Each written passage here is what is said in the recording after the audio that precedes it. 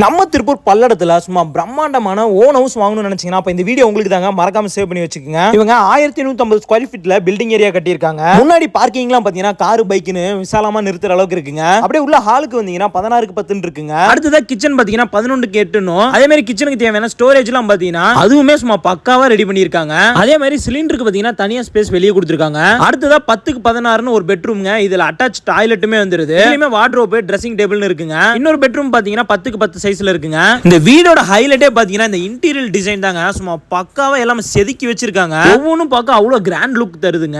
அது போக படிக்கட்டு கிட்ட வந்தீங்கன்னா எக்ஸ்ட்ரா டாய்லெட் வெளியே கொடுத்திருக்காங்க. இது இந்தியன் டாய்லெட்டுங்க. வாஷிங் மிஷின் யூஸ் பண்ற அளவுக்கு ஸ்பேஸ் விட்டுருக்காங்க. இங்க இல்ல கல்லுல தான் துவைப்பீங்கன்னா அப்படியே மாடிக்கு வந்துருங்க. அதே மாதிரி சிசிடிவி கேமரா கூட இருக்குங்க.